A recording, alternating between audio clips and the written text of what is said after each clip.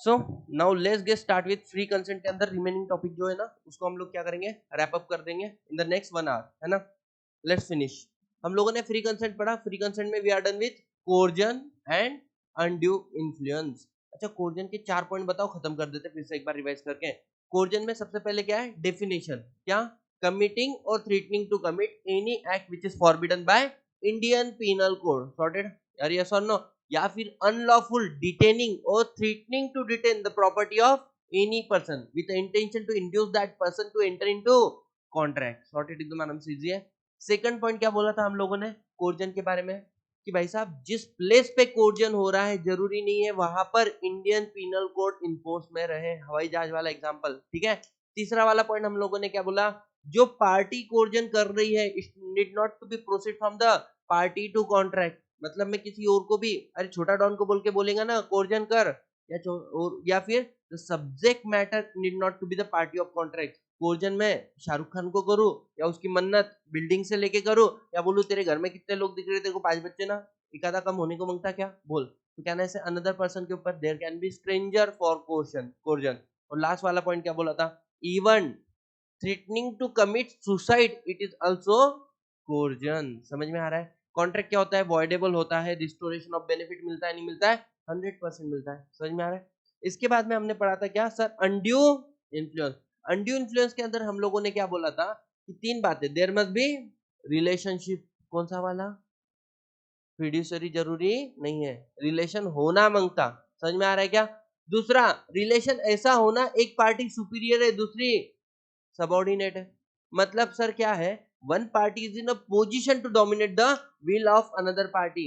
अच्छा, इससे भी कोर्जन नहीं होता। इतनी 2 बातें हो गई, रिलेशन होना, एक पार्टी इस पोजीशन में कि वो दूसरे पार्टी को क्या कर सकती है, डोमिनेट। बट तीसरी बात सबसे इंपॉर्टेंट क्या है, अनफेयर एडवांटेज लेना अपनी पोजीशन का। एग्जाम्पल क्या देखा था, गुरु द्रोणाचार्य, एकलव्य को बोला ना अंगठा काट के दे, तो क्या काटा कि नहीं काटा, relation exist, Guru and disciple. समझ में आ रहा है। एक पार्टी इस पोजीशन में थी कि दूसरा जो बोल, वो जो उसने जो बोला दूसरे को सुनना पड़ेगा, और उसके वजह से उन्होंने जो डिमांड किया अनफेयर एडवांटेज लिया कि नहीं लिया, अरे ऑफ कोर्स लिया, ठीक है। अच्छा, उसके पीछे का लॉजिक अलग है, क्यों उन्होंने काटने को बोला था पता है। हम लोगों को तो इतना ही दिखता है कि भाई गुरु द्रोणाचार्य ने बोला था, और लोगों ने उसके पीछे स्टोरी गलत लगा के लग रखी है कि बोले उन्होंने प्रॉमिस किया था कि अर्जुन को मैं तेरे को सबसे भारी दुर्योधन क्या धनुर्धारी बनाऊंगा। ऐसा तो हो ही नहीं सकता है। Arjun is not the biggest, मतलब सबसे बेस्ट धनुर्धारी, ऐसा नहीं था। अर्जुन से बढ़िया धनुर्धारी कौन था, कर्ण। कर्ण से बढ़िया धनुर्धारी कौन था, हाँ, कुछ भी। अर्जुन से बढ़िया एकलव्य, एकलव्य से भी बढ़िया कर्ण, कर्ण से भी बढ़िया अश्वत्थामा। कैसे, भाई को आधा नॉलेज है, ब्रह्मास्त्र कैसे छोड़ते वापस कैसे लाते मालूम था क्या उसको, बापूजी ने उतना कोई ज्ञान नहीं दिया था उसको, जबकि अर्जुन को दिया। हाँ, उसके ऊपर विश्व पितामह, हाँ, कर्ण से भारी थे क्या, परशुराम, है ना, परशुराम जी। उसके बाद में इनसे सबसे भारी धनुर्धारी कौन, नहीं सर ये तो एकदम अपर लिमिट हुआ ना, राम भगवान, है ना, ये इनसे सबसे भारी। अब यहां तक आ जाते हैं हम लोग कि भाई साहब जो एक पार्टी, अच्छा उसके पीछे का लॉजिक का क्यों क्या था, क्यों बोला उसको तोड़ने के लिए, ये दुर्योधन नहीं, गुरु द्रोणाचार्य किसके पक्ष में थे, अरे दुर्योधन के पक्ष में नहीं थे रे, कैसे बातें कर रहे तुम। कुरुक्षेत्र, पहले नॉर्मली देखो वो किसके राज्य के लिए काम कर रहे हैं, किसके राजा के बच्चों को पढ़ा रहे हैं, धृतराष्ट्र के बच्चों को, अरे यस और नो। तो उनका ऐसा था कि जो एकलव्य था वो हमारे शत्रु में आता है, जो ज्ञान में उसको आज दूंगा कल जाके वो अपने पर ही इस्तेमाल करेगा। अरे पढ़ा है ना हम लोगों ने, कॉन्ट्रैक्ट विथ एलियन एनिमी, है ना, वैलिड होता है क्या, बस विच कंसेप्ट वहां पे लगा था। दूसरा, कर्ण के ऊपर किया गया अनड्यू इन्फ्लुएंस, कैसे, सूर्य भगवान, इंद्र भगवान, कर्ण, कर्ण किसका पुत्र है, सूर्य भगवान का। बचपन में कुंती माता ने छोड़ दिया था कि बोले मेरे शादी के पहले पैदा हो गया, लोगों को मालूम पड़ेगा तो वो अंधा हो जाएगा। कुंती माता ने क्या किया, छोड़ दिया। अब इस तब सूर्य भगवान ने उसको क्या दिया, कवच कुंडल दिया, कि जब तक इसके आंग में कवच कुंडल है कोई इसको मार सकता क्या, या कोई अस्त्र शस्त्र इसकी वाट लगा सकता है क्या? बिल्कुल नहीं लगा सकता। ऐसे समय में कर्ण के पास सबसे बड़ा प्रोटेक्शन क्या था? अपना कवच। अगर उसको महायुद्ध युद्ध में जीतना है, ठीक है, किसको? अर्जुन को, तो अर्जुन के पिताजी कौन है? मतलब भगवान के इंद्रदेव। उन्होंने क्या किया? एक ब्राह्मण का रूप धारण किया। कर्ण को पता है अपन लाइफ में बहुत अधर्म कर रहे हैं और अधर्म से बाहर निकलने का एक ही तरीका है, आपको दान करना पड़ता है, और दान भी ऐसे लोगों को जिनको जरूरत है। तो कर्ण सबसे बड़ा दानवीर था। तो कर्ण के पास गए इंद्र भगवान ब्राह्मण का रूप लेके, और उसको क्या बोला कि तुझे क्या करना पड़ेगा? कवच कुंडल मुझे दान देना पड़ेगा। अब देना है नहीं देना है तेरी इच्छा, तेरा तो प्रण है कि तुझे किसी ने कुछ मांगा, अगर वो तेरे पास होगा तो तू देता है। सूर्य भगवान तो ऊपर आने के लिए रेडी नहीं बोले मैं नहीं आता, बोले आ जाओ बाहर, देखता मैं मेरा। और क्या किया? फाइनली अपना कवच कुंडल निकाल के दिया, नहीं दिया? Relation exist. दूसरा क्या था? वन पार्टी इज ना डोमिनेटिंग पोजीशन, और उस पार्टी ने अनफेयर एडवांटेज लिया अपनी पोजीशन का। This is what called undue influence. समझ में आ रहा है? अच्छा, अनड्यू इन्फ्लुएंस हुआ, मैटर कोर्ट में लेकर कौन जाएगा? जिस पार्टी ने डोमिनेट पोजीशन को यूज किया, या जिस पार्टी के ऊपर डोमिनेटिंग पोजीशन यूज हुआ। एग्रीड पार्टी, जिसके साथ गलत हुआ। अच्छा, समझ में आ रहा है?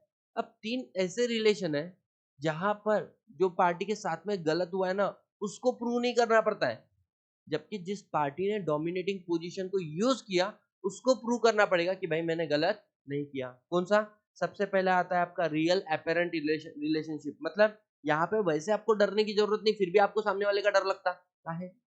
बोले देखो, इनकम टैक्स ऑफिसर अपने घर पे आता तो अपनी, समझ में आ रहा है ना? खत्म विषय उधर ही। पुलिस ऑफिसर ने रात बेरात को पकड़ा, जयराम जी की। अब अपन ने गलत नहीं किया तो डरना जरूरी नहीं है, लेकिन फिर भी डर लगता नहीं लगता? This is what called real and apparent relationship. Second important point, fiduciary, Guru and disciple. यहां पर मैंने आपको एग्जांपल दिया था भाई साहब, ये वाला। अरे सुनो, ये थे गुरु जी और वो डिसाइपल अपना मतलब चेला। कौन है वो? हर्षद मेहता है ढोकलो। तुमको स्कैम 1992 देखा तो तुमने चेहरा बदल डाला हर्षद मेहता का, बेशर्मो, है ना? ये ओरिजिनल हर्षद मेहता, ये ओरिजिनल गुरुजी। समझ में आ रहा है? गुरुजी के खतरनाक रिलेशन है, अंडरवर्ल्ड वगैरह, पीएम वीएम सबके साथ में तगड़े वाले एकदम। मतलब इन्होंने बोलना वो ही छोना, ऐसा वाला। तो इसलिए हर्षद मेहता देखना, वो स्कैम 1992 में हमेशा एक ही बात बोलता, गुरुजी को पूछ के बताता, गुरुजी को पूछ के बताता। का है? तो गुरुजी ने अगर बोला कि बेटा 500 करोड़ का तेरा वो जो प्रॉपर्टी पड़ा हुआ है ना मेरे नाम पे कर, कोई चाल ये नहीं, हाँ करो ले लो। लेकिन उनको नहीं लगता गुरु ने गलत अनफेयर एडवांटेज लिया। हर्षद मेहता चाहे तो केस फाइल करेगा, लेकिन प्रूफ किसको पढ़ना, बर्डन ऑफ प्रूफ किसके ऊपर रहेगा? हर्षद मेहता मेरे साथ में गलत हुआ है या गुरुजी की मैंने गलत नहीं किया है? गुरुजी के ऊपर कि मैंने गलत नहीं किया है। बेटा ये लोग केस फाइल कर रहे हैं, अपने आप में बड़ी बात है कि नहीं है? रियल अपेरेंट रिलेशन है, वैसे तुम डरते हो, तुम लोग केस फाइल नहीं करना चाहिए, लेकिन तुमने किया, यही बड़ी बात है ना। अब सामने वाली पार्टी की जरूरत है, वो बताएगा कि उसने गलत नहीं किया है। दूसरा क्या था? Fiduciary relationship. तीसरा क्या है? मेंटल कैपेसिटी और किसी व्यक्ति की खराब है, टेम्पररी या permanent, because of age, because of illness, because of bodily distress, whatever the reason. और उसके साथ में आप कोई कॉन्ट्रैक्ट मेंटर हो जाते हो और वो जाके केस फाइल कर देता है, मेरे साथ में अनड्यू इन्फ्लुएंस हुआ है। बर्डन ऑफ प्रूफ बेटा तुम्हारे ऊपर रहेगा कि आपने गलत नहीं किया है। समझ में आया क्या? इसके अलावा कोई और केसेस है तो बर्डन ऑफ प्रूफ किसके ऊपर है? Burden of proof lies on the party जिसके साथ गलत हुआ है। सॉर्टेड, एकदम आराम से, इजी है। नेक्स्ट पॉइंट तुम्हारा क्या आता है सर? कि इन केस ये भी कॉन्ट्रैक्ट क्या होता है? वॉइडेबल होता है। अगर आप कॉन्ट्रैक्ट को अवॉइड करो तो then in that case restoration of benefit होगा, बट वो as per the discretion of court होगा। कोर्ट डिसाइड करेगी बेटा सेक्शन 19 ने कितना रिटर्न करना है, इंटरेस्ट करना है, विदाउट इंटरेस्ट करना है। समझ में आया? That's it, we are done with the undue influence. मैंने लास्ट क्लास में जो पढ़ाया था उससे ज्यादा डिटेल में पढ़ाया, ठीक है ना? इसके बाद में नेक्स्ट पॉइंट आता है सर तुम्हारा अब फ्रॉड। फ्रॉड और मिसरिप्रेजेंटेशन में फर्क क्या है? बेटा फ्रॉड के अंदर तुमको मालूम है तुम झूठी बातें कर रहे, तुम कर भी झूठी बातें रहे और तुमको मालूम भी है तुम झूठी बातें कर रहे, मतलब तुम्हारी इंटेंशन है सामने वाले को बॉटल में उतारना, डिस्यूट द अनदर पर्सन ना। This is what called fraud. मतलब suggestion of fact which is true और नॉट ट्रू। अरे विच इज ट्रू और not true? Not true by the one who believe not to be true, जो बोल रहा है he knew that it is not true. This is what called fraud. But suggestion of fact which is not true मतलब it is a false statement. But by the one who believe it is true, अरे मैं जो बोल रहा मेरे को लग रहा मैं सही बोल रहा, this is what called misrepresentation. Sorted एकदम आराम से, इजी है, राइट? अरे सर मजे सर आपके नहीं सर, हमारे ऊपर उपकार किया आज आपने तो यहां तक समझ में आया आप लोगों को? अब फ्रॉड के 5 केसेस हमें याद रखना है एग्जामिनेशन पॉइंट ऑफ व्यू से। कौन सा? सबसे पहला तो मैंने बता दिया, suggestion of fact which is not true by the one who believe not to be true. उसको भी मालूम है अपन सामने वाले को काट रहे हैं, समझ में आ रहा है क्या? In that case it is fraud. Second point क्या है? Active concealment. देखो non disclosure is not a fraud, किसी बात को मैं बोल नहीं रहा हूं ये फ्रॉड नहीं है, बट उसको मैं जानबूझ के छुपा रहा हूं, ये फ्रॉड है। तुम आए इस रूम को परचेस करने के लिए, ठीक है, अब यहाँ से टेरेस क्या बोल सकते, जो ये है क्या बोल सकते हैं, सीलिंग में से पानी आ रहा है। अब ये बात तुम तुम्हारी खुली आंखों से देख सकते नहीं देख सकते? थोड़ा सा तुमने ऐसा ऐसा देखा, हाँ हाँ, अरे ढोकलो चारों तरीके से देखो ना, अगर तुमको परचेस करना है तो बराबर। अच्छा अच्छा अच्छा है, टपक से पानी आया, तू बोलते फर्क नहीं पड़ता। अब मेरे को एक बात बताओ, मतलब तुम अच्छे व्यक्ति हो या मूर्ख व्यक्ति हो? मानते हो भाई तुम भी, है ना? ऐसे वाले केस में सर तुमने तो बोला नहीं पानी गिरता है सीलिंग में से पानी आता है, अरे मेरा थोड़ी काम है, आंखों से तुम भी देख सकते हो। हाँ तुमको नहीं दिखना चाहिए इसलिए मैंने उधर टचूर वचूर मारा वाला है, बोला अरे वो पानी थोड़ी वो टचूर है, हाथ लगा के देखो, अरे अरे अरे, मतलब यहाँ पे मैं छुपाने वाले काम कर रहा कि नहीं कर रहा? तो in that case it is fraud.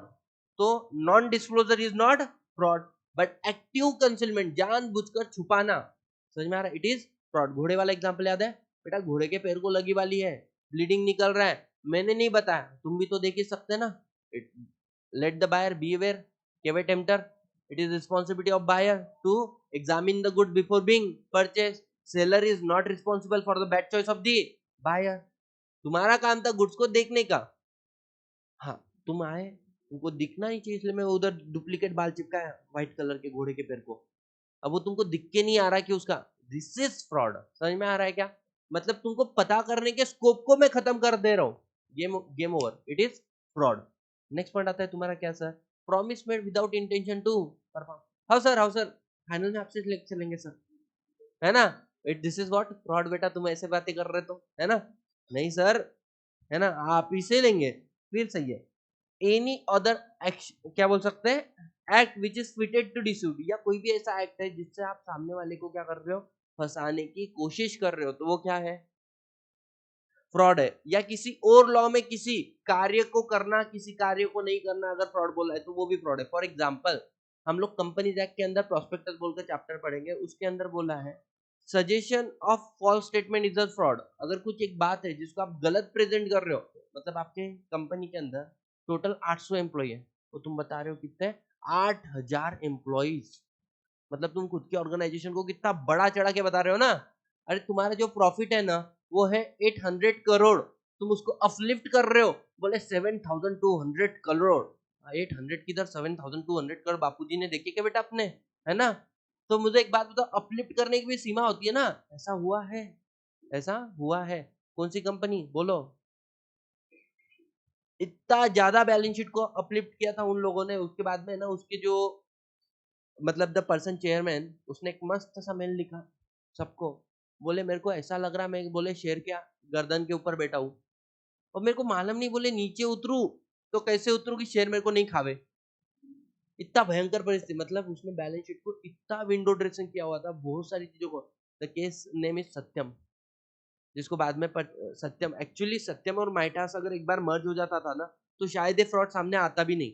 अच्छा सत्यम सर, माइटास क्या है? माइटास इज अनदर कंपनी, सत्यम का उल्टा करो स्पेलिंग तो वो आता है माइटास, ठीक है? तो इन कंपनी को अगर मर्ज कर देते थे ना शायद ये फ्रॉड सामने आता भी नहीं, लेकिन बस यही पे बात अड़क गई, है ना? इन दोनों का शादी नहीं हुआ, सब बिगड़ गया, सब मतलब सब बिगड़ गया। तो अगर तुम गलत बातें बता रहे हो प्रोस्पेक्टस में, क्या ये फ्रॉड है या नहीं है? बोले हाँ। ये कहाँ पे लिखा, इंडियन कॉन्ट्रैक्ट है कि कंपनीज एक्ट के अंदर? तो किसी और एक्ट में किसी चीज को करना अगर फ्रॉड बोला है तो वो फ्रॉड है। दूसरा एग्जाम्पल, किसी के साथ में चाची 420 मूवी देखा क्या?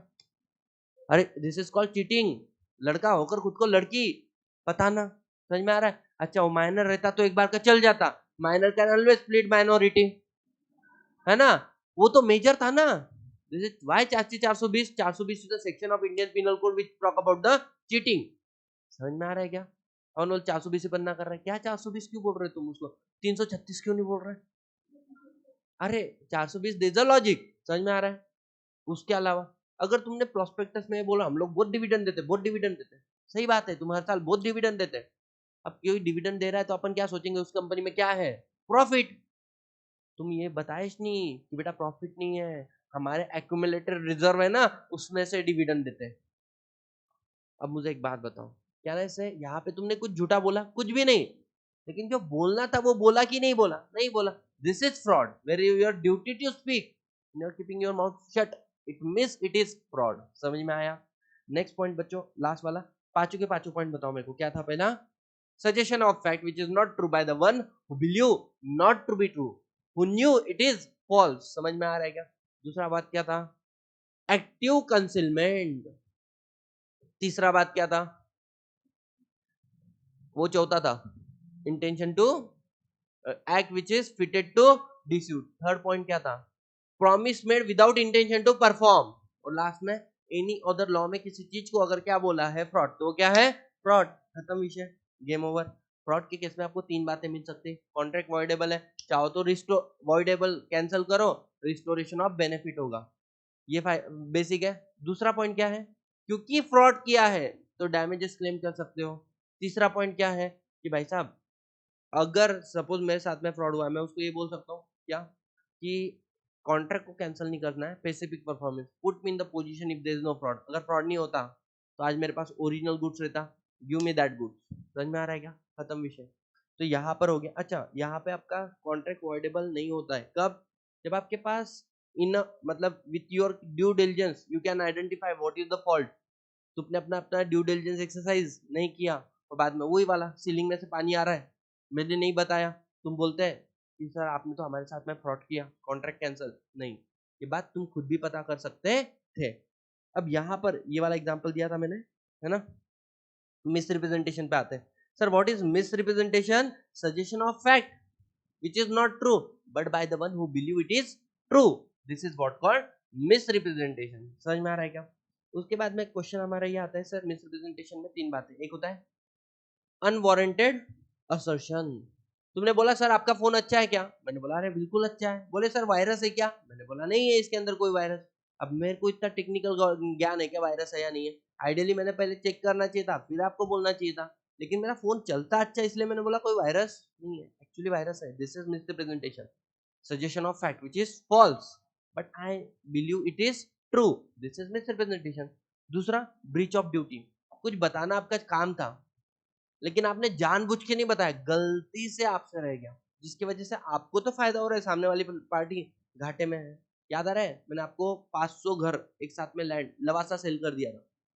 अब वहां पे कोविड आने की वजह से सारे लोग घर छोड़कर चले गए, तो आइडियली मैंने बात बताना चाहिए था कि नहीं बताना चाहिए था, लेकिन मैं भूल गया बताना। इन that case it was a breach of duty on my part but it was innocent mistake. समझ में आ रहा है क्या? जानबूझ के नहीं मैंने बताया, मैं अनजाने में मेरे से रह गया बताना। इन that case it is miss representation. और तीसरा क्या है? Mistake with respect of subject matter. तुमने बोला 7 सीटर, मैंने बोला हाँ बिल्कुल 7 सीटर है। अब मेरे को मालूम ही नहीं, जब मैंने आपको गाड़ी हैंड ओवर किया उसके पहले मेरे को समझा मेरा डिंगे है, मेरी डिंगी है ना, बच्चे मेरे है नहीं अभी, हो जाएंगे ना भविष्य में, कोई डाउट है क्या? हाँ, तो भविष्य किसी से अब अपने समझो एक अपने दोन दोन है ना, ये लोग भूत ही रोने लग गए थे श्रुति के पास। अब श्रुति परेशान हो गई, बोले आयला क्या करे, बोले बाप के जैसे बच्चे बहुत परेशान करते, बोले मेरे को। मैंने बोला देख तू मेरे को पिटती ठीक है, मेरे बच्चे को पिटना नहीं। बोले ठीक है तुमको डबल पिटूंगी फिर। बोला वो चलेगा। अब उसने क्या किया भाई, एक बार फिर बच्चों को ऐसा रोना धोना चालू किया तो ले गई गाड़ी में।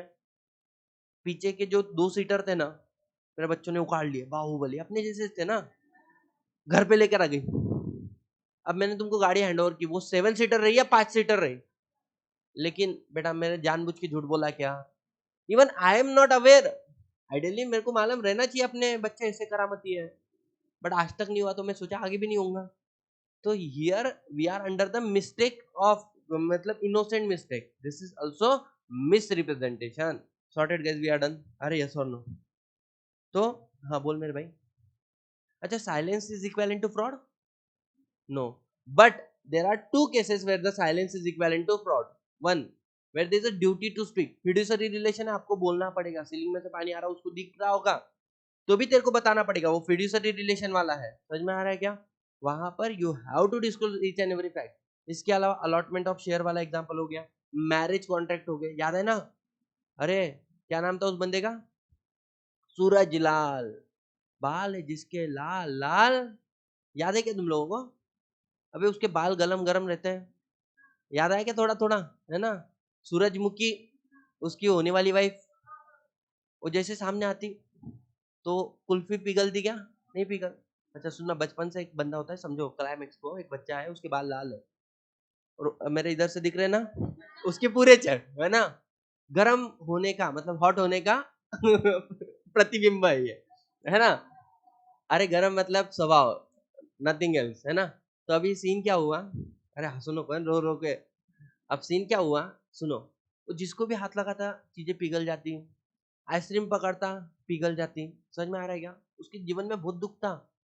फिर वो क्या करता, डेयर डेविल बन जाता. किसी का फटाका लगा रहा उसके पहले वो जाके उंगली लगाता था, बुम. पप्पा की चाय में ऐसे उंगलियां घुमाता तो पप्पा हाथ लगाते, हाँ हाँ. एक आधी, अब बच्चा छोटा था, गोरा चिकना था, आके लड़की उसकी पप्पा लेती और उनके होठ जल जाते. फिर लोगों ने बोला कि बोले मंगल ग्रह से आया बोले बच्चा. एक औरत बोलती, दूसरा बोलता बोले सूरज की मम्मा सूर्यवंशम देख रही बोले 108 बार, तभी तो हुआ बोले सूर्यवंशम, है ना? तो उसके लिए हर एक चीज किया, उसको दवाखाने लेके गए, उसको मस्जिद में लेके गए, उसको सब भगवान के सब दर्शन कराए. वो लोग उसको ऐसे माथे पे झाड़ू लगाते, उनका झाड़ू भी जल जाता. अरे मोर पंख वगैरह लगाते ना, वो भी जल जाता. मतलब दुख है कि नहीं जीवन में? अब बोले इसकी गर्मी एक ही चीज से उतर सकती, क्या? शादी करा दो, है ना? पानी मत पियो, तो समझा? है ना? लोगों के आंग पे आ रहा, तुम भी मत पियो रे, है ना? तो बेटा शादी करा दो. सूरजमुखी मतलब उसकी होने वाली को सूरज अच्छा लगता. फिर अचानक बोलते रुक जाओ रुक जाओ रुक जाओ, सारी बातें बताते, बचपन से जितनी भी उसके अंदर गर्मी थी सारी डाउनलोड करी. देखो कैसे हुआ, क्या हुआ, कैसे कैसे इसके साथ में. एक टॉय से नहीं खेल पाया बोले, उसकी अम्मा बोल ही रही है ना, एक टॉय से खेल नहीं रहा खेल पाया. और क्यों? तो गर्म है भाई, हाथ लगाता है टॉय जल जाता. फिर वो उधर से बोले बस इतनी सी बात है. बोले हाँ. बोले डोंट वरी. उधर से वो क्या लेकर आती, कुल्फी, हाथ में पकड़ता, कुल्फी पिघलती नहीं. क्यों? एसी लगा रहता है. द प्रॉब्लम कहाँ से रिजॉल्व हो गया? एसी से, शादी से नहीं. अच्छा मुझे एक बात बताओ, क्या उसके पिताजी ने उसकी बचपन से लेके अभी तक की सारी गर्मी डाउनलोड की कि नहीं की? अगर बिना बताए शादी करा दिए रहते और बाद में दूसरे दिन वाइफ की कंप्लेंट आई रहती, मेरे तो होठ जल गए. This is marriage contract, here silence is equivalent to fraud. समझ में आया क्या? इसलिए बताना जरूरी था, मतलब उनको भी मालूम इंडियन कॉन्ट्रैक्ट क्या बोलता है. आ जाओ बच्चों. तो इन केस ऑफ, अच्छा सुनो, सेम है मिसरिप्रेजेंटेशन एंड फ्रॉड. यहाँ पर भी आपको स्पेसिफिक परफॉर्मेंस मिलता है, कॉन्ट्रैक्ट वॉइडेबल होता है, बट यहाँ पर डैमेजेस नहीं मिलते. क्यों? क्योंकि सामने वाले की इंटेंशन तुमको फंसाने के थे क्या? नहीं थे. सॉर्टेड एकदम आराम से, इजी बोलो यस और नो. सर इसके बाद में हम लोगों ने क्या पढ़ा? मिस्टेक. अरे मिस्टेक ऑफ लॉ या मिस्टेक ऑफ फैक्ट? अगर mistake of Indian law, there is no excuse. मेरे को मालूम नहीं था साहब. अरे क्या मालूम नहीं था, चल, है ना? रेड सिग्नल जम के, मेरे को नहीं मालूम था साहब, दे 500 रुपए, है ना? मालूम रहो नहीं रहो, ignorance of law does not have any excuse. Sir ignorance of Indian law does not have any excuse, क्योंकि इंडियन कॉन्ट्रैक्ट एक्ट पढ़ रहे हैं. सर मेरे को फॉरेन लॉ नहीं मालूम. In that case it is considered as mistake of fact. Mistake of fact अगर एक पार्टी से होता है तो इसको क्या बोलते हैं? Unilateral mistake. और दोनों पार्टी से होता है तो इसको बोलते हैं बायलैटरल मिस्टेक. समझ में आ रहा है कि नहीं आ रहा है ना? अगर दोनों पार्टी अंडर द मिस्टेक है, दोनों पार्टी अंडर मिस्टेक है, तो कॉन्ट्रैक्ट कभी बनता ही नहीं, इट इज वॉइड एग्रीमेंट. अरे वी बोथ आर, मतलब मैं बोल रहा हूँ रेड कार के बारे में, तुम सोच रहे मैं किसके ऑफर दे रहा हूँ आप लोगों को? व्हाइट कार के बारे में. दोनों we are not agree upon same thing, क्या कॉन्ट्रैक्ट बन पाएगा क्या? मैं बोल रहा मेरे को 50 क्वांटिटी भेजना, तुमने मेरे को तुमको लगा सतीश सर बोल रहे शायद 5 क्वांटिटी भेजना, तुमने मेरे को कितना भेजा? 5 both party under the mistake. समझ में आ रहा है क्या? अरे यस और no? In that case this is what you bilateral. Bilateral में एग्रीमेंट क्या होता है? वॉइड. बट यूनिलैटरल होगा तो कॉन्ट्रैक्ट इज वैलिड. मतलब सर फॉर एग्जांपल मैंने आप लोगों को यूनिलैटरल गवर्नमेंट कॉन्ट्रैक्ट आया था, टेंडर फाइल करो, मैंने प्राइस फाइल करनी थी 1,00,000 रुपए, मेरे से गलती से एक जीरो कम हो गया 10,000, I was under mistake, government not under mistake. समझ में आ रहा है क्या? In that case, now I need to perform the contract, and we are done with the what free consent वाला topic in totality. Anyone any single problem? अब next point आता है sir legality of object and consideration. Normally देखना contract के अंदर object and consideration overlap मारता है, मतलब अगर शुगामी ने बोला जा टकले तेरे को बाहुबली का क्या करके आना है, मर्डर करके आना है, छोटा डॉन गया, छोटा डॉन मतलब कटप्पा टकलिया गया, मर्डर करके आया, खून लाया हाथ में, शुगामी के हाथ को भराया, शुगामी को खून मिला कि नहीं मिला? अरे ऐसा नो, इसके अगेंस्ट में टकलिया को क्या मिला? उसको बोला था तेरे टकले को बाल लगा दूंगी, समझ में आ रहा है क्या? अरे ऐसा नो, और तेरे को 1,000 सुवर्ण मुद्राएं दूंगी। आप बोलोगे सर एक पार्टी को देखो कंसिडरेशन वैलिड है, लेकिन दूसरे पार्टी को कंसिडरेशन में क्या मिला? खून। क्या ऐसे object itself of agreement is void? अरे ऐसा नो, गलत है ना? तो क्या ये कॉन्ट्रैक्ट कभी कभी ये चीज कॉन्ट्रैक्ट में कन्वर्ट हो सकती है? नहीं हो सकती है, समझ में आ रहा है? लेकिन कभी कभी क्या होता है ना कि हम लोग वैलिड पार्ट को और वॉइड पार्ट को अलग कर सकते हैं। मैंने आपको बोला मैं आपको 1,00,000 रुपए दूंगा, आपको 2 काम करना है, आपको मेडिसिन सप्लाई करना है, आपको ड्रग सप्लाई करना है। इसमें मेडिसिन सप्लाई का 30,000 है और ड्रग सप्लाई का आपको मैं 70,000 दे रहा हूँ, वो ज्यादा इंपॉर्टेंट है ना? अगर कल जाके मैंने आपको 30,000 नहीं दिया तो क्या आप उसके लिए मेरे ऊपर केस फाइल कर सकते हो? बोले हाँ। 70,000 नहीं दिया तो क्या आप मेरे ऊपर केस फाइल कर सकते हो? नहीं कर सकते। समझ में आ रहा है लॉजिकली? कभी कभी क्या होता है, तो जो अच्छा अगर मैंने आपको बोला मैं आपको 1,00,000 रुपए दूंगा for medicine supply and the drug supply, इसमें से 1,00,000 में कितना किसका मैंने बताया क्या? नहीं, पूरा का पूरा एग्रीमेंट क्या हो जाएगा?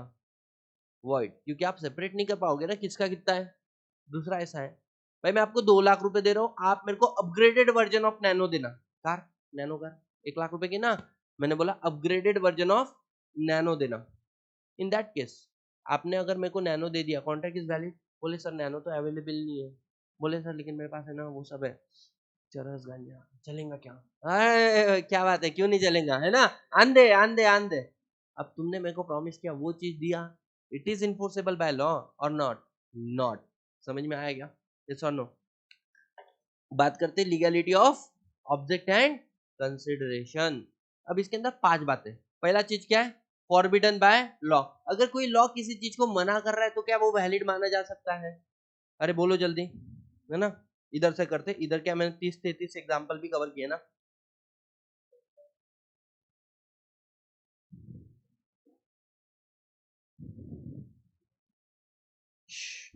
फॉरबिडन बाय लॉ, अगर किसी लॉ में किसी चीज को मना किया है, इट इज इन्फोर्सेबल और नॉट इन्फोर्सेबल? Not enforceable. समझ में आया क्या? उसके बाद में दूसरा, फॉरेस्ट डिपार्टमेंट ने आपको बोला था आप तब तक अपना लाइसेंस किसी और को मत देना जब तक आप हमारा परमिशन नहीं लेते, लेकिन तुमने बिना परमिशन लिए आगे अगर लाइसेंस दे दिया, don't you think it is forbidden by law? अरे यस और नो, इलीगल नेचर का होता है। दूसरा, defect the provision of law, law आपको मना नहीं कर रहा है, लेकिन अगर आप ये कार्य करोगे तो लॉ का पर्पज ही टूट जाएगा। आपका पैसा किसी ने डुबाया तो आप लोग कितने साल के अंदर एक्शन ले सकते हैं? 3 साल। आप एग्रीमेंट में लिख रहे भाई मैं तो बड़ा आईडी किस्म का, मेरे 3 साल नहीं, मेरे लिए 10 साल का टाइम रखो, मतलब 10 साल में मैं कभी भी तेरे अगेंस्ट में एक्शन लेगा। अरे ढुकले, लॉ बोल रहा है 3 साल, तू बोल रहा 10 साल, चलेगा नहीं चलेगा? काय को चलेगा? पर्पज ऑफ द लॉ ही टूट रहा है ना। अरे आपका कार ऑक्शन सेल हो रहा है, लॉ ने बोला है you can not purchase your car. समझ में आ रहा है? तुम है ना सतीश सर के साथ में सेटिंग कर रहे हैं, सतीश सर आप परचेस करो, बाद में आप मुझे दे देना गिफ्ट के नाम में। मतलब इनडायरेक्टली लॉ तुमको डायरेक्ट परचेस करने नहीं दे रहा है, तुम थर्ड पर्सन से कर रहा है, ले रहे कि नहीं कर रहे? In that case it is also defeating the provision of law. What you can not do directly, you are doing indirectly. इसका बेस्ट एग्जांपल हमने कंपनीज एक्ट के स्टार्टिंग में देखा था, Gilford motor company limited versus Horne, कि भाई जब वो कंपनी में जॉब कर रहा है उसको क्या बोला कि तू कंपनी छोड़ेगा तो हमारे कस्टमर को चुरा के नहीं लेके जाएगा। उसने क्या किया? कंपनी छोड़ा, एक नई कंपनी बनाया, और उस कंपनी ने इनके कस्टमर को सॉलिसिट किया ना। जब केस फाइल हुआ तो बोलता मैंने थोड़ी किया, कंपनी ने किया। मतलब सेपरेट लीगल एंटिटी ना, कंपनी अलग छे, मैं अलग हूँ। मतलब what you can not do directly, you are doing indirectly. The only purpose of forming company is to solicit the customer. समझ में आ रहा है क्या? इन दैट केस क्या ना ऐसे, it is a forbidden the purpose of law. Companies act का पर्पस तुम यहाँ पे भी तोड़ रहे कि नहीं तोड़ रहे, तो इसलिए वहां पे लिफ्टिंग ऑफ कॉर्पोरेट विल होता है। समझ में आ रहा है? नेक्स्ट पॉइंट क्या बोला है sir? Involve injury to any person of the property of any person, किसी व्यक्ति को स्लेव बना के रख देना कि भाई मैंने तेरे को पैसा दिया है, अब तू आजीवन मेरे लिए क्या करेगा, काम करेगा, है ना।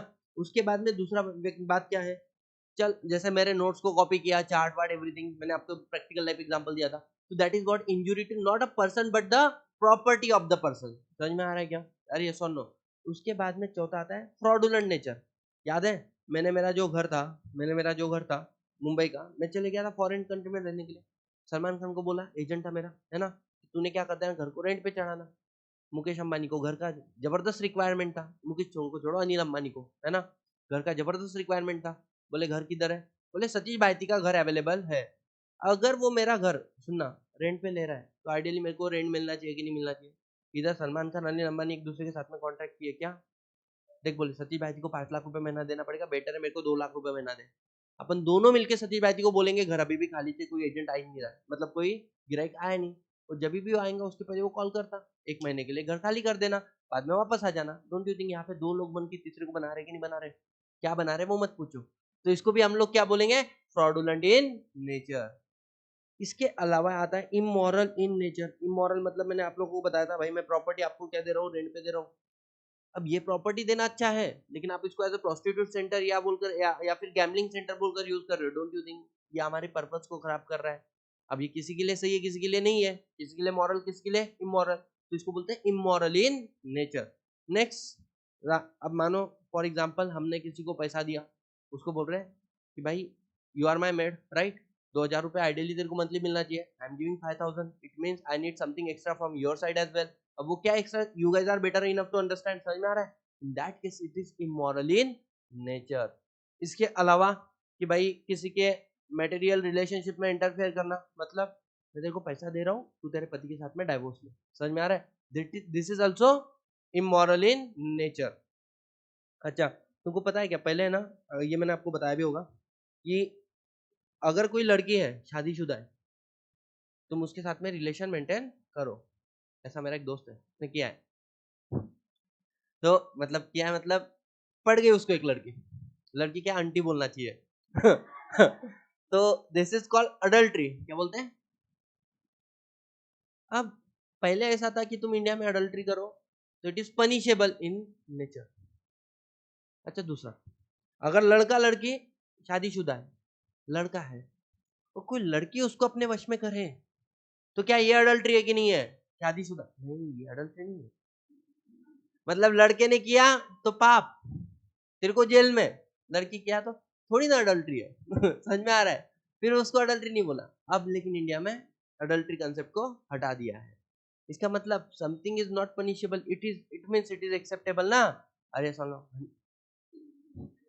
बेटा, अच्छा सुनो, एक माइनर को हमने सजा नहीं देना, इसका मतलब माइनर जाके उटपटांग हरकतें करना क्या? तो still it is not, that does not mean it is acceptable, it is still forbidden.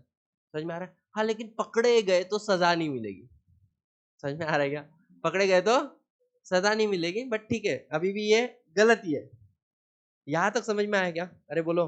और कुछ होता है oppose to public policy. Oppose to public policy मतलब देखो, ये जो मैंने आपको बोला था मेड को एक्स्ट्रा पैसे देना, it might be moral for someone point of view and someone point of view से ये गलत है, जनरली हम लोग बोलते गलत है, लेकिन माइट बी जो मेड है उसके लिए वो सही होता होगा। समझ में आ रहा है? वहीं पे हम अगर आपको बोल रहे हैं अपोज टू पब्लिक पॉलिसी, ये इन टोटलिटी गलत है, सबके लिए गलत है। समझ में आ रहा है? फटाफट पढ़ते हैं।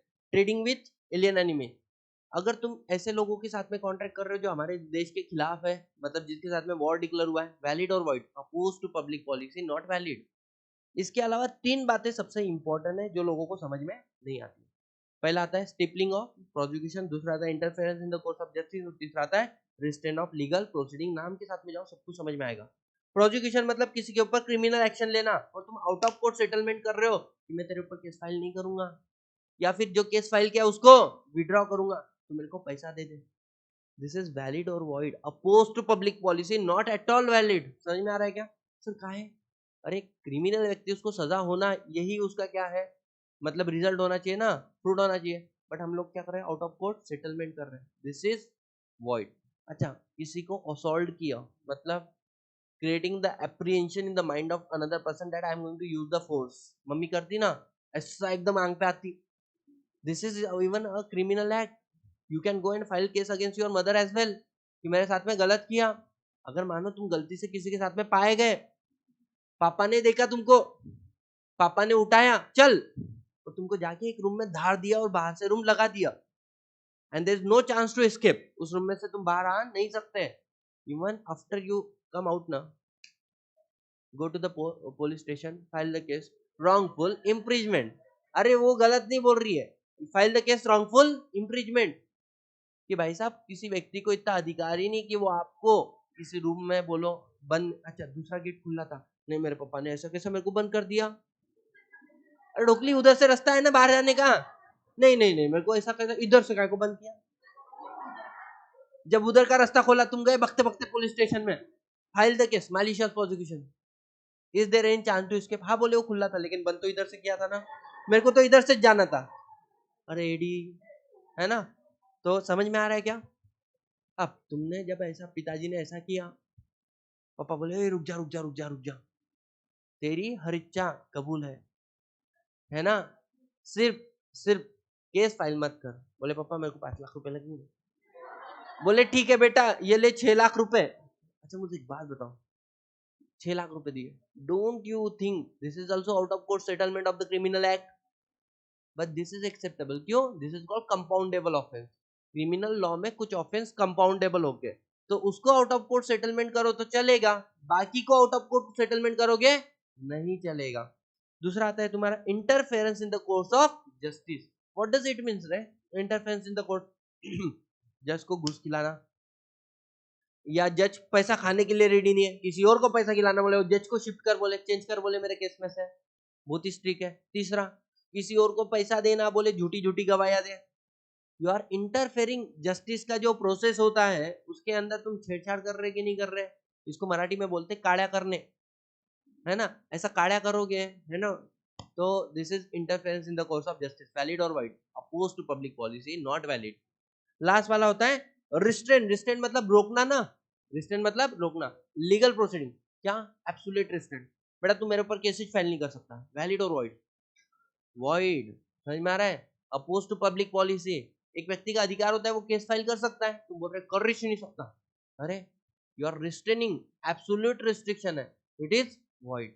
दूसरा, लिमिटेशन पीरियड आपको समय दिया 3 साल का, सामने वाले को तुम बोल रहे केस फाइल करना तो मात्र 10 दिन में करना, still you are restraining, limitation period को कम कर रहे हो कि नहीं कर रहे हो, in that case it is also oppose to public policy. Sir limitation period का ऊपर भी बात किया था, तो देखो लिमिटेशन पीरियड 3 साल का है, 3 साल से ज्यादा बढ़ा रहे हो, defect the provision of law, 3 साल से कम कर रहे हो, restrain the right of legal proceeding, समझ में आया। अब इसके 3 एक्सेप्शन है, क्या, आपने बोला केस फाइल नहीं कर सकते हो लेकिन आर्बिट्रेशन के पास जाएंगे, वैलिड, चांस तो दिया ना, अच्छा केस फाइल कर सकते, अपील नहीं करेंगे, वैलिड, पार्शियल रिस्ट्रिक्शन है, कंप्लीट रिस्ट्रिक्शन थोड़ी है। तीसरा, तू रहता मुंबई में रहता पुणे, बेटर प्लेस क्या है लोनावला, केस फाइल करेंगे लोनावला वाले कोर्ट में, वैलिड, रोका है क्या कंप्लीटली, कंप्लीट रोकना लीगल प्रोसीडिंग के अगेंस्ट में। मेंटेनेंस और टेम्परिटी, बेटा आप किसको फाइनेंशियल अदरवाइज हेल्प कर रहे हो so that he can maintain the suit against the third person, but you don't want anything in return, मेरे को कुछ नहीं चाहिए रे, तेरे साथ में क्या होना चाहिए, जस्टिस होना चाहिए, इसलिए तेरे को सपोर्ट कर रहा है, ले पैसे, वो बोलता मेरा स्वाभिमान है मैं पैसे नहीं लेता, चल तेरे को एडवोकेट देता, एडवोकेट लगा के दिया उसको, समझ में आ रहा है क्या, तो ये इसको बोलते हैं मेंटेनेंस। दूसरा होता है, तेरे को जो प्रॉपर्टी रिकवर होगी वो 10 करोड़ की है, उसमें से 50 लाख मेरा, तू तो वैसे भी केस फाइल नहीं कर रहा था ना, I will help you to get your property back, but 50 lakh is mine, this is called champerty, you want something in return. अब क्वेश्चन ये आता है कि सर मेंटेनेंस टेम्परिटी इंडिया के बाहर दोनों गलत है, इंडिया के अंदर दोनों वैलिड है, लेकिन अगर आपका इंटेंशन क्या है, गैम्बलिंग इन प्रोसिक्यूशन, मतलब 5 करोड़ का केस है क्या, 2.5 करोड़ मेरा, चल हाँ तो हाँ नहीं तो ना, साइड में, तेरा कितने का है, 10 करोड़, 5 करोड़ मेरा रे भाई, बोलना है क्या, नहीं क्या, चल बाकी उधर, ज्यादा बात करेंगे, 6 करोड़ मेरा, 4 करोड़ तेरा, अरे बोले कम, 7 करोड़ मेरा, ठीक है बोले डन, चलो you are doing gambling in prosecution which is very unreasonable nature का। समझ में आ रहा है क्या? अगर मैं बोलूं चल 1 करोड़ तेरा, मेरा 9 करोड़ तेरा, अनरीजनेबल थोड़ी, वैलिड है ना, चलेगा। तो you have to see the intention, उसके पीछे का कारण। अब समझो तुम थर्ड पर्सन के ऊपर एक्शन लेने को बोल रहे हो, बोल आपको क्या चाहिए रिटर्न में? I don't want anything. तुम बोलोगे अरे बाप रे बाप ये तो भगवान आदमी है। अबे नहीं बे, तो तू जिसके ऊपर केस फाइल कर रहा है ना वो मेरी एक्स है। देखो क्या मालूम मेरी जिंदगी में कितने दुख लाए उसने, मेरे को कबीर सिंह बना के रखा था उसने। इसलिए इंटेंशन समझ में आ रहा है? अगर इंटेंशन मैलिशियस है तो it is void against public policy. Anyone any single problem till now? समझ में आ रहा है? हम लोग बिल्कुल भी है ना ऐसा नहीं कर रहे कि भाई ऊपर ऊपर से पढ़ रहे हैं। We are going in detail each and every point I am explaining to you. Personal liberty, तू शादी नहीं कर सकता। अरे बोले तूने लोन लिया ना बेटा, शादी करेगा तो खर्चा बढ़ेगा, मेरा लोन रीपेमेंट कैसे होगा फिर, है ना? तू तेरा जॉब नहीं छोड़ेगा, तू इंडिया के बाहर जाए नहीं जाएगा। अगर तुम ऐसी ऐसी बातें कर रहे हो, ऐसे ऐसे रिस्ट्रिक्शन लगा रहे हो, तो this is against public policy. Next, अच्छा वो 3 समझ में आ गया ना? रिस्ट्रेंट ऑफ पेरेंटल राइट, अपना बच्चा तुमने किसी को एडॉप्शन में दिया, बट उसका ये मतलब नहीं आपका अधिकार कंप्लीटली बैन हो जाता है उनके ऊपर अगर किसने ऐसा किया। This is again oppose public policy. Next आता है तुम्हारा, काफी बार आप देखोगे भाई बच्चे का पूरा खर्चा वार्चा तो हमने किया था, ऐसे बोलते हैं ना। मतलब मान के चलो कुंती माता ने किसको छोड़ दिया? करण को छोड़ दिया। अब राधे बोलकर जो माता थी उनको मिले वो, है ना? राधे माता ने उनको बचपन से लेके बड़ा किया कि नहीं किया? बाद में कुंती माता अपीयर होती सामने और बोलती है मेरा बच्चा है। अब राधे माता अगर बोलेगी कि नहीं नहीं तुम्हारा बच्चा नहीं, बचपन से लेके तो मैंने इसकी परवरिश की है, restraining the parental right, this is oppose to public policy. Kunti माता का लीगल क्लेम है उसके ऊपर। समझ में आ रहा है क्या? तुमने एक सीरियल देखी होगी, नहीं मैं तो बंद कर दिया, अब देखना, अनुपमा बोलकर, जब मैं देखता था तब की बात कर रहा हूँ। उसमें उसकी बच्ची है, उसका नाम क्या है? अनुपमा की वो अडॉप्टेड अन्नू, अन्नू। अब उन्होंने एक बच्ची को अडॉप्ट किया ना, ऐसा समझो एक सीरियल है, उसमें एक कपल है, कपल ने एक बच्ची को अडॉप्ट किया। अब उस बच्ची में इन दोनों की जान बचती, और कुछ समय के बाद में उसकी लेजिटिमेट मदर आती है, बोले मैं उसकी बायोलॉजिकल मदर हूँ। अब इनके दोनों की जिंदगी में दुख आ जाता है, समझो इसके बाद।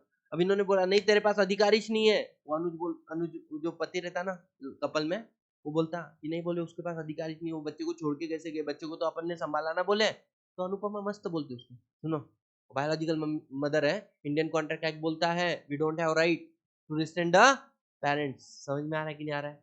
Therefore it is valid. Create monopoly, बेटा तुमको मोनोपोली क्रिएट हो जाएगा अगर मैंने मेरे राइट तुमको सेल कर दिए। एंड अगर आप उस पोजीशन का गलत इस्तेमाल करो, मैंने बोला था कंपटीशन एक्ट बोलता है अपोज टू पब्लिक पॉलिसी है।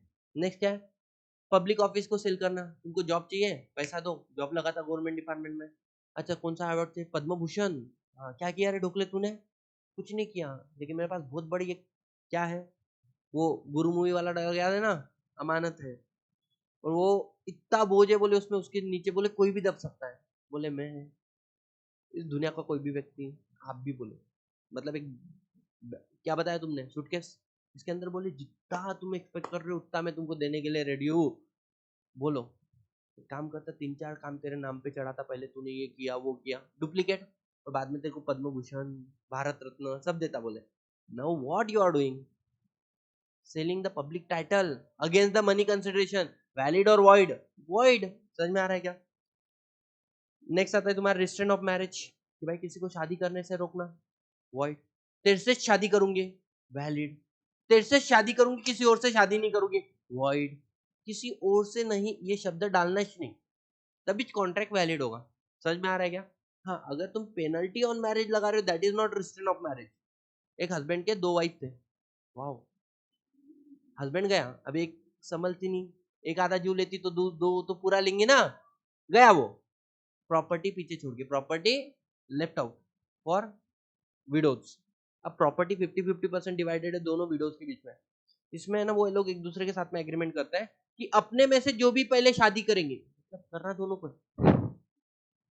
जो भी पहले शादी करेंगे उसका अधिकार प्रॉपर्टी में से खत्म हो जाएगा। मुझे एक बात बताओ, it is restraint of marriage? No. तो शादी करने से थोड़ी रोका है, करो ना, तुम्हारा अधिकार उस प्रॉपर्टी में से खत्म होगा। There is a penalty on marriage, this is valid. समझ में आ रहा है? निकाहनामा हो रहा था लड़की का और लड़के का, ऑफ कोर्स लड़की लड़के का छोड़ेगा, तब जो केस चालू था तब लड़की लड़का लड़का लड़का अलाउ नहीं था, है ना। ओ आइश नहीं तुम्हारी वाली फ्रेंड ठीक है, कम टू द पॉइंट, है ना। तो सीन ऐसा हुआ, निकाहनामा था लड़के का लड़की का। अब जो लड़की थी उसने बोला कि अगर तुम कहीं और ध्यान दिए और उसको भी पकड़ के लाया अपनी जिंदगी में मेरे जगह पे, है ना, तो ऐसे वाले केस में मैं तुम्हारे से लूंगी डाइवोर्स। दूसरा, तुमको हर महीने को मेरे को 3 लाख रुपए देना पड़ेगा, समझ में आ रहा? बोले आ रहा ना, है ना। अब there is a penalty on marriage ना, अगर रीमैरिज करेगा देयर इज अ पेनल्टी, लेकिन ये बोला कि तुम शादी कर ही नहीं सकते, तो it is valid, it is valid. समझ में आया? अब मैरिज ब्रोकरेज मेरे लिए छोकरी लेके आ शादी के लिए, मेरे लिए शादी के लिए एक छोकरी लेकर आ, मैं तेरे को पैसा देंगे। अब मेरे में ऐसे ऐसे गुण है जो सुनने के बाद में लड़कियों के कानों से खून निकलेंगे। पूरा एक नंबर छोकरा है, चांद पे डाग है बोले उधर। अभी तुमको पता है क्या, मैं गया था अभी, कल क्या था, कल चतुर्थी थी, और उसके पहले क्या था, तीज का त्योहार था मारवाड़ियों में। भाई साहब सब जन हमारे घर पे ऐसे ऊपर जाते हैं, सूरज चंद्र भगवान को देखते हैं, ऐसा पानी डालते हैं ना, बोला ए बाबा संभाल के, बोला उधर प्रज्ञान पे पानी गिरेगा अपना वाट लगेगा, बोला। अब तुम ऐसा डाल रहे चांद भगवान को भिगा रहे इतना समझ में आ रहा है? उधर क्या काम कर रहा है, अभी प्रज्ञान काम कर रहा है ना, उस पे पानी गिरा तो अंधा होगा कि नहीं होगा? बोला रुको, शाम के समय में पहले सूरज भगवान सूरज भगवान भी नहीं रहते और उधर तुम पानी नको डालो। बट एनीवे, इतना समझाने के बाद में कल चतुर्थी पे भी मेरी वाइफ चंद्र भगवान बोला तुम जान दो anyway, come to the point. बच्चे में खतरनाक गुण है जो सुनने के लायक है बोले चांद पे दाग है, बोले वो फोटो भेजे ना, बोले प्रज्ञान ने, लेकिन हमारे लड़के के कैरेक्टर में दाग नहीं है। समझ में आ रहा है? अरे लोगों को पान सुपारी का बोले पान का शौक रहता, मैं मेरे को है, मेरे को पान का भयंकर वाला शौक है। मतलब पान इज समथिंग जो किसी ने देने की कोशिश किया तो मैं नहीं बोलता, लेने की बात आई तो आई विल थिंक मारवाड़ी है ना, लेकिन देने की कोई दे रहा तो अपन नहीं नहीं बोलते।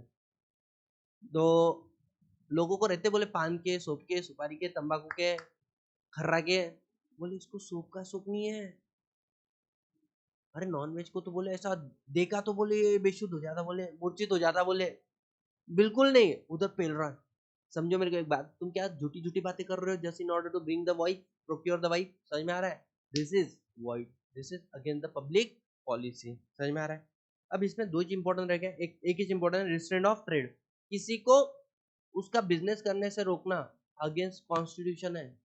कॉन्स्टिट्यूशन आर्टिकल नंबर 21 आपको 19 आपको अधिकार देता है, आप चाहे वो धंधा कर सकते हो, जहाँ पे चाहिए वहां पे आप घूम सकते हो, चाहिए वो बात कर सकते हो, लेकिन रीजनेबल रिस्ट्रिक्शन इज देयर। बोल सकते हैं, फिर तुम गालियां दे रहे एक दूसरे को गंदी गंदी, दिस इज नॉट एक्सेप्टेबल। समझ में आ रहा है क्या? सो भाषण दे रहे भड़काऊ किस्म के, this is not acceptable, this is reasonable restriction. लेकिन इसमें कुछ एक्सेप्शन है क्या? पार्टनरशिप के अंदर जब पार्टनरशिप चल रहा है, भाई तू कोई और धंधा मत करना, वैलिड। पार्टनरशिप छोड़ के जा रहा है थोड़े समय के लिए सेम बिजनेस में, इस एरिया में एंटर मत होना, वैलिड। तो समझा बाजू में कल से नया दुकान डाला तूने, तो हमारे तो अंधे होंगे ना। तीसरा बात, पार्टनरशिप पूरे पार्टनर छोड़ के जा रहे हैं, कुछ समय के लिए इस एरिया के अंदर सेम बिजनेस नहीं करेंगे, वैलिड। सर पार्टनरशिप का गुडविल बन चुका है मार्केट में, तो जब जिसको हम लोग गुडविल सेल कर रहे हैं वो बोलते हैं कि तुम सेम नाम फिर से यूज नहीं करोगे और 2 साल तक इस बिजनेस में एंटर नहीं होंगे और हमारे कस्टमर को सॉलिसिट नहीं करोगे दूसरे बिजनेस में, तो कहने से वैलिड, कंप्लीटली वैलिड। समझ में आ रहा है? अच्छा, एक्सक्लूसिव डीलिंग, ये सिर्फ मैरिज प्रोडक्ट सेल करना, वैलिड।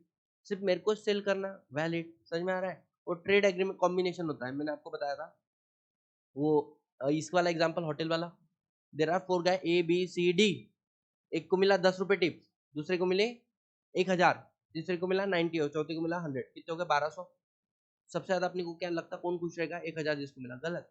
इनका एक ट्रेड कॉम्बिनेशन होता है कि रात में जो भी चंदा जमा हुआ है वो एक जगह पे लाएंगे, 1200 रुपए, 4 लोग काम कर रहे थे, डिवाइड इक्वली 300 300, बेटा जिसको 10 मिला ना वो सबसे ज्यादा खुश रहता है, और जिसको 1000 मिला वो सबसे ज्यादा दुखी होता है, क्योंकि कमाया 1000, आया कितना? 300। लेकिन ये जरूरी होता है, आज जिसका दिन है हर कुत्ते का दिन आता है, every dog has it own day ना, कल फिर इसका दिन आया तो इसलिए बोलते हैं कि भाई साहब रिस्ट्रेन ऑफ, अगर ट्रेड कॉम्बिनेशन कर रहे हो that is valid. Guys we are done with the unit number 4 in totality, we are left with one concept called wagering agreement. समझ में आया sir? Come to the point called wagering agreement. Anyone any single problem? मोटा मोटी आपको सिर्फ case law समझ में आना चाहिए। अब ध्यान देना, इस वाले यूनिट को लोग भगा देते नाम पढ़ पढ़ के, बट यहाँ से आते एग्जाम में केस लॉज। तो अगर आपने इतने सारे एग्जाम्पल सुने ना, then you are in a position to tackle this question, otherwise you won't be able to crack the exam. समझ में आ रहा है क्या? एटलीस्ट इंडियन कॉन्ट्रैक्ट के फिर इस टॉपिक क्वेश्चन कैसे क्रैक करोगे? इसमें सबसे इंपॉर्टेंट है, जितने मैंने आपको एग्जाम्पल दिए ना, प्रोबेबली उसके अंदर से क्वेश्चन आने चाहिए, लेकिन इसके बाहर से भी तो आ सकते हैं ना।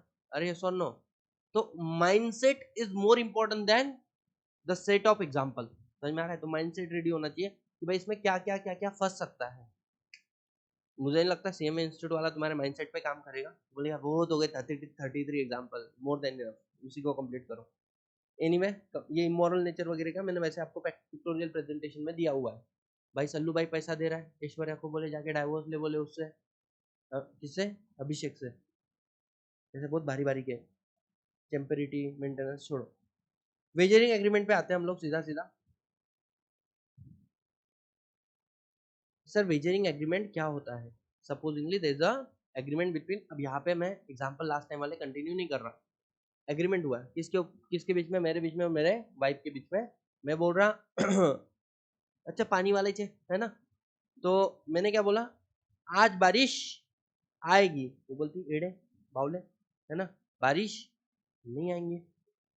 अब हम लोगों ने इसके ऊपर लगा दी बेट, कितने कितने रुपए की? 1000 रुपए की। समझ में आ रहा है? तो in that case this is called wagering agreement, जहां पे हम लोग एक दूसरे के साथ में बेट लगा रहे हैं। समझ में आ रहा है? अगर अगर कल जाके बारिश आ गई, तो डू यू थिंक कि मैं इससे पैसे लेना चाहिए? आइडियली लेना चाहिए, लेकिन अगर श्रुति ने मेरे को पैसे नहीं दिए, can I go to court ask for the money? No. बोलता है तुम्हारा ऐसे सट्टेबाजी करने को क्या हम लोग इन्फोर्सेबल बाय लॉ बोले? नॉट। समझ में आ रहा है? दूसरा, अब इस बार अपन ने क्या किया, सासू माँ को बीच में लाया, मतलब श्रुति की सासू माँ मेरी मम्मी।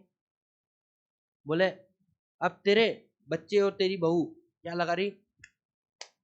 सट्टा लगा रहे है ना, किसके ऊपर? बारिश आएगा बारिश नहीं आएगा।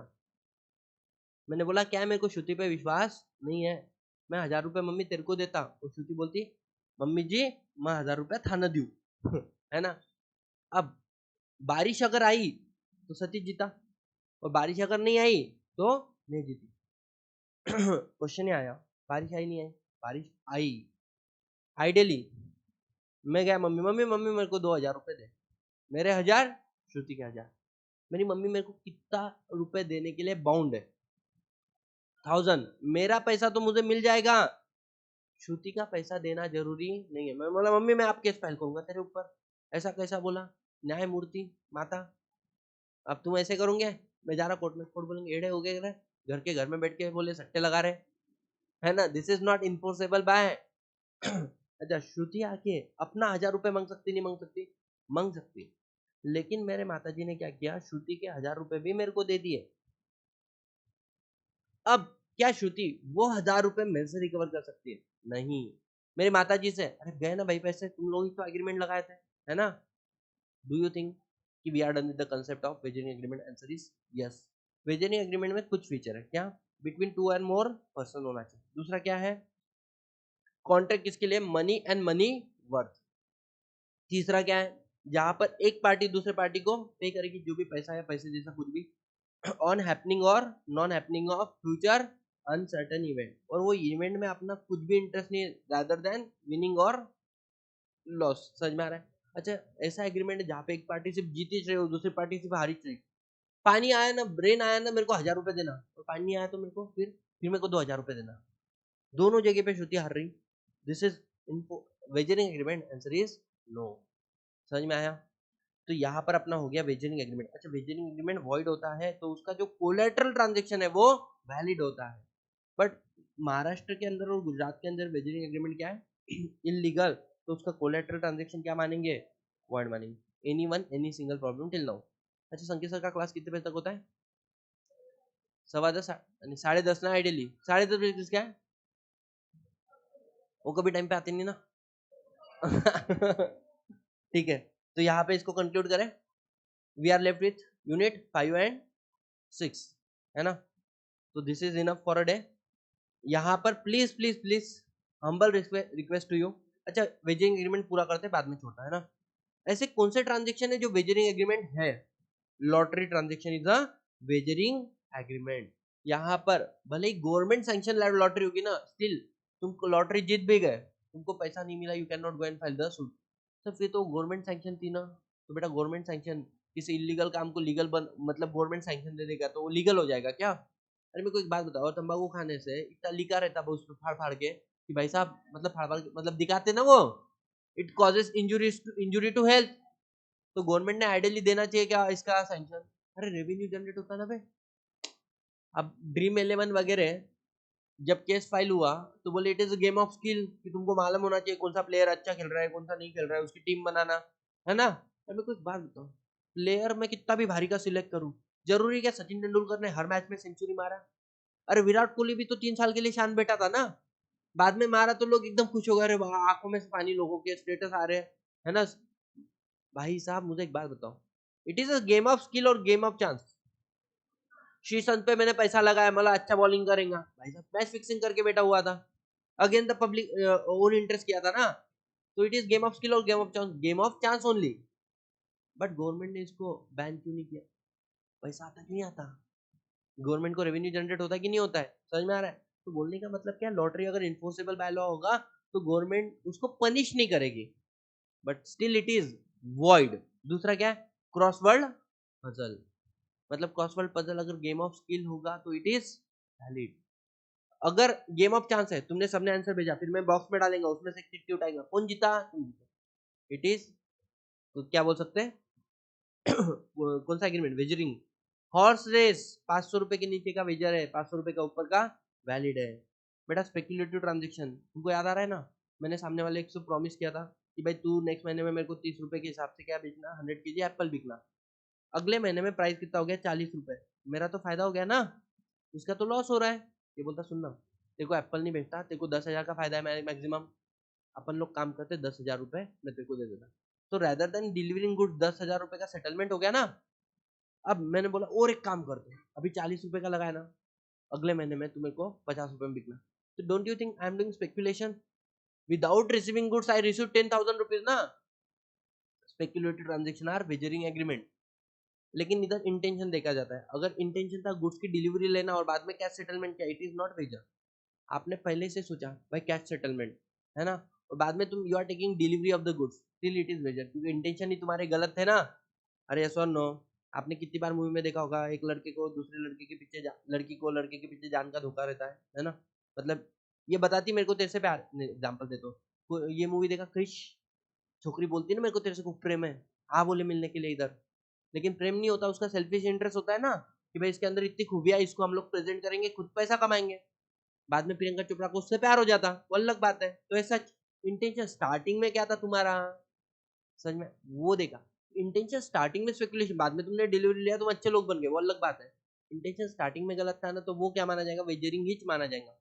नेक्स्ट पॉइंट, ऐसे कौन से ट्रांजेक्शन जो वेजरिंग नहीं है? एक होता है एग्जांपल चिट फंड का, 4 लोग जाते हैं पैसा जमा करते हैं, एक चिट निकालते हैं, तुमको मिला पैसा, अगले बार चिट जब निकालेंगे तो तुम्हारा नाम रहेगा क्या? नहीं, 3 चिट निकलेंगे उसमें से जिसका, तो this is valid, it is not wager. Commercial transaction which delivery of the goods ले रहे हो, उसमें तुमको फायदा हो गया है ना, this is not wager. Game of skill होगा, एथलेटिक कंपटीशन वगैरह, दिस इज नॉट वेजर, है ना। नीरज चोपड़ा जीता, this is game of skill ना, अरे सर नो। उसके बाद में अ कॉन्ट्रैक्ट ऑफ इंश्योरेंस, अरे सर इंश्योरेंस कॉन्ट्रैक्ट तो वेजर होना चाहिए ना। बेटा ये पब्लिक इंटरेस्ट में, वेजर में तुम्हारा पर्सनल इंटरेस्ट होता है, समझ में आ रहा है क्या? हैपनिंग और नॉन हैपनिंग इवेंट दोनों में भी कॉमन है, लेकिन वेजर में तुम्हारा जो अमाउंट तुम लगाते हो सट्टे पे, वो फिक्स थोड़ी होता है, मन में आया कितने का भी, 50 रुपए का गरीब रहेगा तो अमीर रहेगा तो 5-5 लाख रुपए का भी लगा के बैठेगा। इधर प्रीमियम कैलकुलेट होता है कि नहीं होता है? तो दिस इज व्हाट, आ जाओ सर, आ जाओ आ जाओ। हाँ, तो guys here we are done with the wagering agreement. चलो thank you so much, bye bye, take care, see you all in the next class. Cigarette has more income. हाँ जी, सुन मितवा, सुन